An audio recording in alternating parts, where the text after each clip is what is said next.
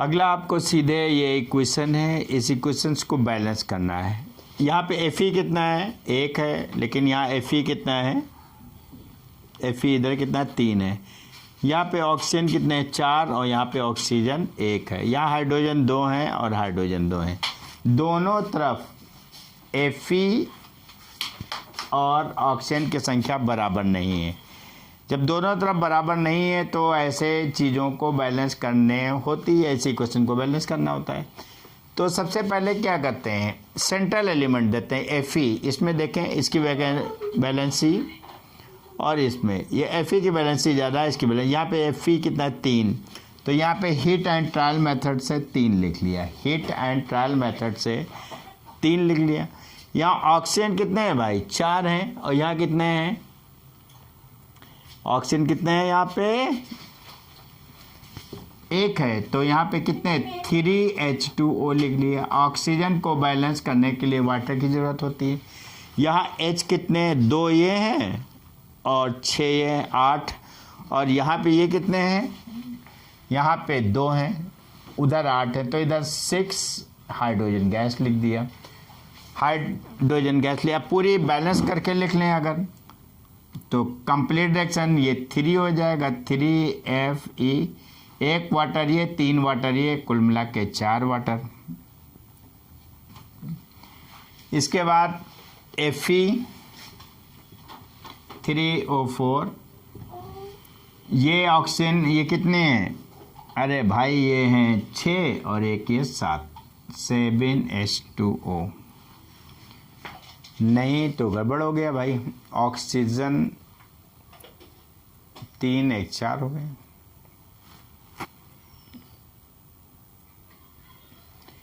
इसको होना चाहिए 3, यहाँ पे करिए आप 3, और तो ये हो जाएगा आपका 4। क्या हो जाएगी, 4।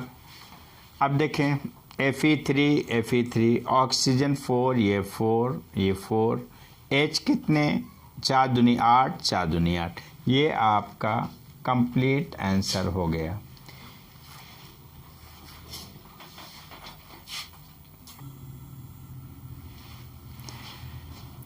इसमें ये रिएक्शन को बैलेंस करना है। देखते हैं आप, इसके साथ S लिखा है इसका मतलब ये सॉलिड है, इसके साथ S लिखा है इसका मतलब सॉलिड है, इसके साथ G लिखा है इसका मतलब ये गैस है, इसके साथ G लिखा है इसका मतलब गैस है। तो जहाँ पे गैस लिखा होता है, G अगर ना भी लिखें तो इस इक्वेशन को ऐसे लिख सकते हैं, PbNO3 का होल ट्वाइस, ये solid and PbNO and solid and NO gas के स्थान पर तीर ऊपर लगा सकते हैं, NO2 ये ऊपर लिख दिया, O ये ऊपर लिख दिया। ये तीर ऊपर है, इसका मतलब भी गैस है। तो इक्वेशन देखते हैं, ये Pb कितने हैं, यहाँ पे 2 हैं, तो यहाँ पे हमने लिख दिया 2, Pb 2 हो गए। नाइट्रेट कितने हैं, यहाँ पे 2 से इसको गुणा किया 2 हो गया, पूरे को 2 से गुणा 4, और यहाँ पे नाइट्रेट आ गए 4, नाइट्रोजन बैलेंस हो गए। ऑक्सीजन कितने हैं, 3 है, 2 से गुणा किया 6 हो गया, सबसे आगे 2 ले गया, 12 हो गए। 12 हो गए तो ऑक्सीजन यहाँ पे कितने हैं, ये आपके 8 हैं, 2 10 हैं, और 2 यहाँ 10, 2 12। अब देखते हैं ऑक्सीजन कितने हो गए दोनों तरफ, ये 3 है, 3 को 2 से गुणा किया, कितना हो गया भैया 6, और ये 2 सबके आगे लिखा 6 और 2 से गुणा किया 12, ऑक्सीजन 12 हो गए। इधर ऑक्सीजन ये पूरे का आगे 2 है, 2 हो गए।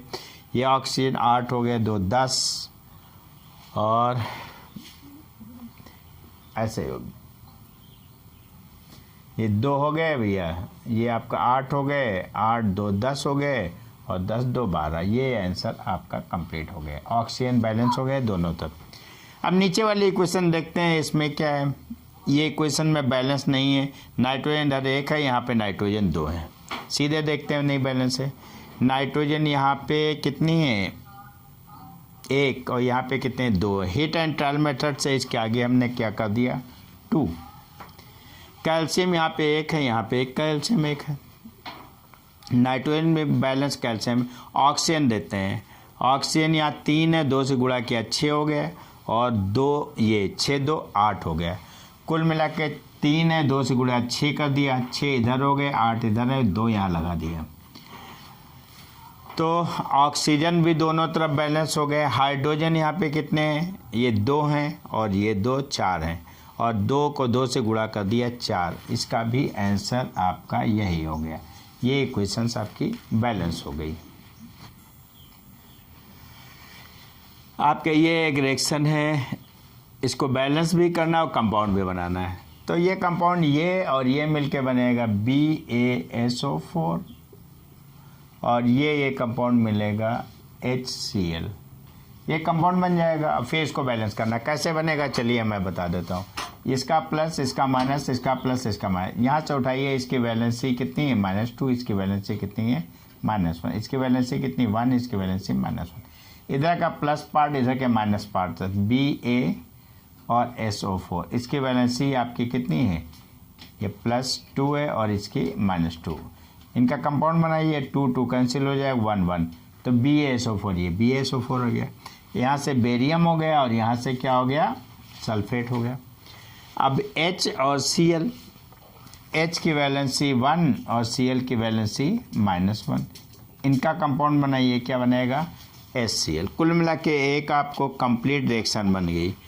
अब ये कंप्लीट रिएक्शन तो है, लेकिन ये रिएक्शन बैलेंस नहीं है। अब इस इक्वेशन को बैलेंस करने के लिए आपको एक तरीका बता देते हैं कैसे बैलेंस करते हैं। इसी इक्वेशन को दोबारा लिख लीजिए, BaCl2, इसके बाद H2SO4, BaSO4 और HCl। अब ये इक्वेशन को बैलेंस करना है। देखिए बेरियम 1 है, बेरियम 1 है, बेरियम बेरियम बराबर है। यहाँ पे सल्फ़र 1 है, यहाँ पे सल्फ़र 1 है। हाइड्रोजन, यहाँ पे हाइड्रोजन 2 हैं, यहाँ पे हाइड्रोजन 1 है।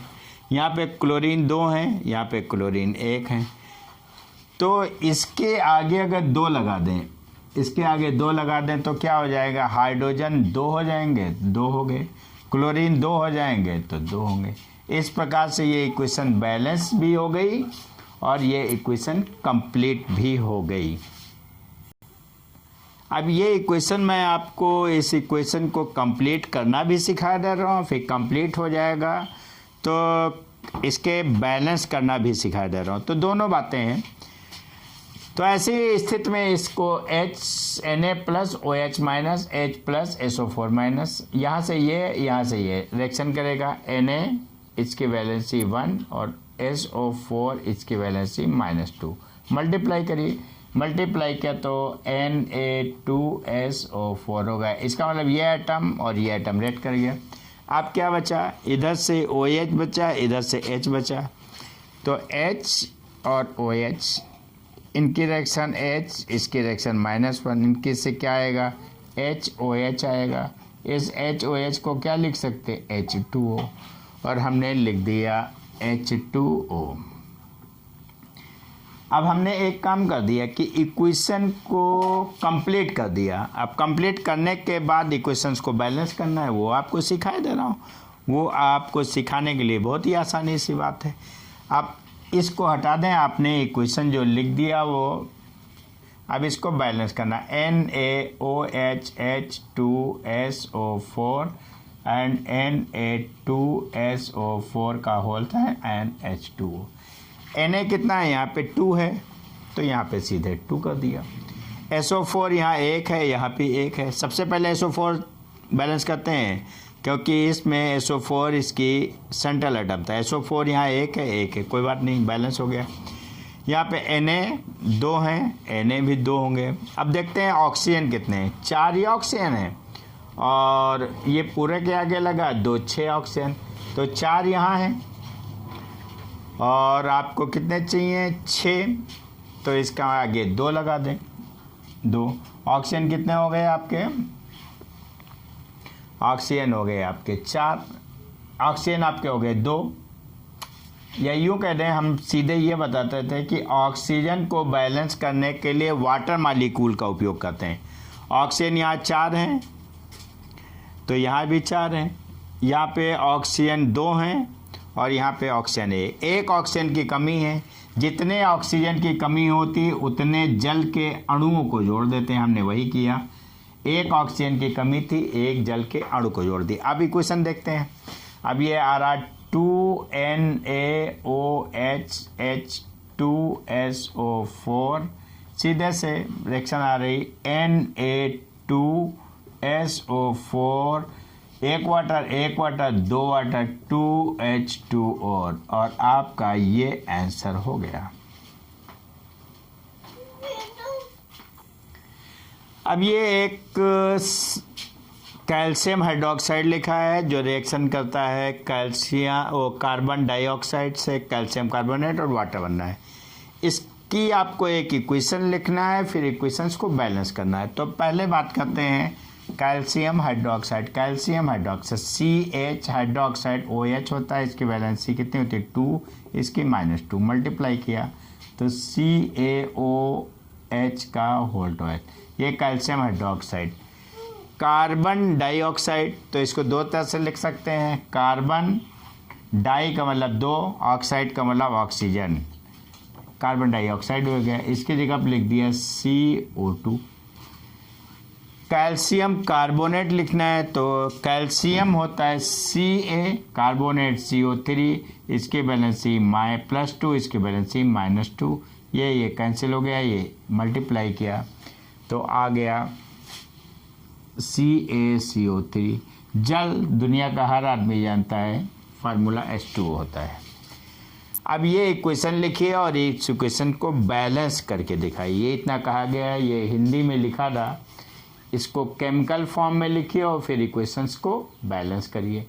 तो सबसे पहले आपको केमिकल फार्मूले बनाना है। केमिकल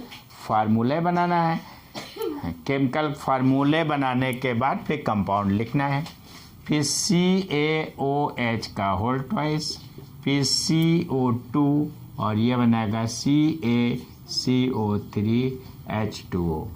ये इक्वेशन तो लिख गई लेकिन बैलेंस नहीं है। देखते हैं कैसे बैलेंस है।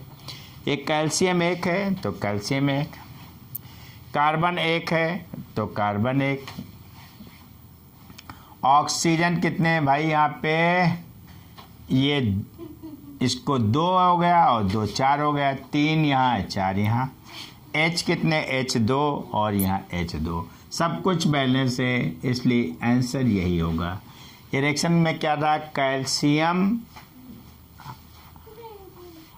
हाइड्रोक्साइड कार्बन डाइऑक्साइड से रिएक्शन करती है, कैल्शियम कार्बोनेट, ये शब्दों में लिखा था, इसको केमिकल फॉर्म में करना होता है और बैलेंस करना होता है। ये एक zinc plus silver nitrate, zinc nitrate plus silver ऐसे है। अब इसको केमिकल फॉर्म में लिखना है, इसकी केमिस्ट्री के शब्दों में लिखना है। तो जिंक का सिंबल क्या होता है, Zn होता है, ठीक है, जिंक का सिंबल लिख दिया। सिल्वर का सिंबल क्या होता है, Ag होता है। ये दो चीज़ें लिखना बड़ा आसान था, हमने यहाँ जिंक लिख दिया और यहाँ पे सिल्वर लिख दिया। अब यहाँ पे सिल्वर नाइट्रेट लिखना है और यहाँ पे जिंक नाइट्रेट लिखना है। तो सिल्वर का Ag होता है, इसकी वैलेंसी 1 होती है, नाइट्रेट NO3 होती है, इसकी वैलेंसी -1। इन दोनों का मल्टीप्लाई किया तो आ गया AgNO3 सिल्वर नाइट्रेट, ये कंपाउंड बनता AgNO3। अब जिंक नाइट्रेट अगर Zn है, इसकी वैलेंसी 2 है, नाइट्रेट इसकी वैलेंसी -1 है, मल्टीप्लाई करेंगे तो ZnNO3 का होल ट्वाइस। तो ये जिंक नाइट्रेट का फॉर्मूला बन गया। क्या बन गया, जिंक नाइट्रेट। अब आपको दो फार्मूले बन गए, लेकिन ये इक्वेशन बैलेंस है कि नहीं वो बात की बात है।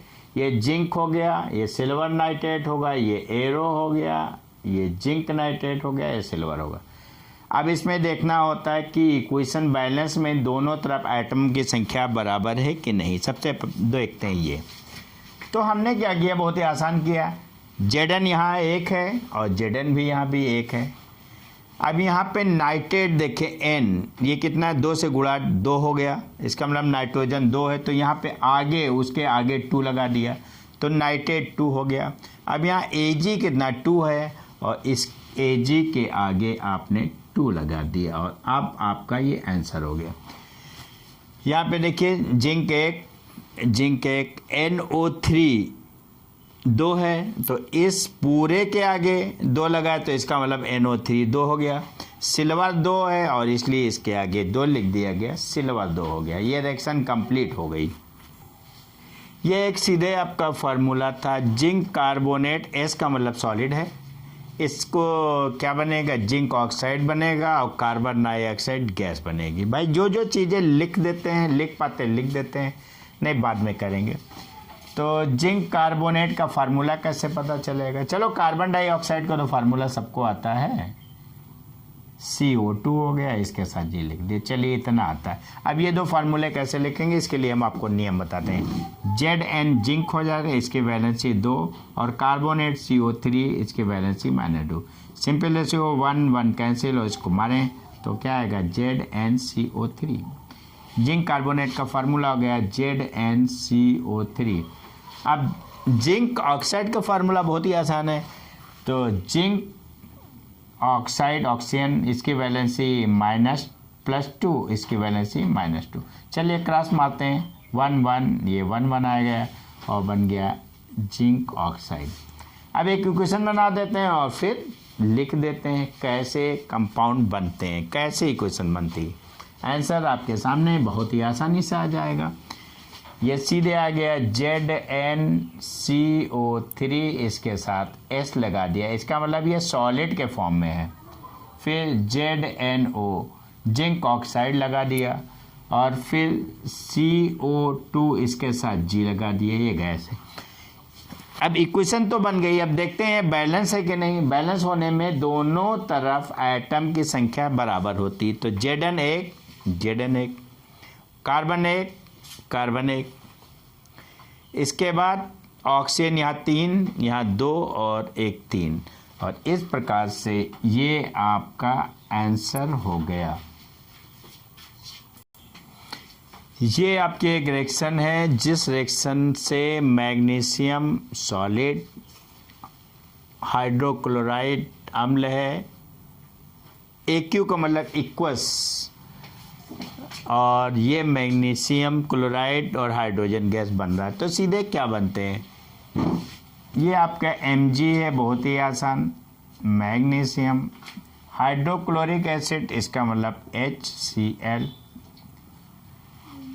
इसके बाद मैग्नीशियम क्लोराइड कैसे कंपाउंड बनाएंगे, तो Mg, इसकी वैलेंसी आपके 2, इसकी वैलेंसी आपको Cl, इसकी वैलेंसी -1, मल्टीप्लाई किया MgCl2,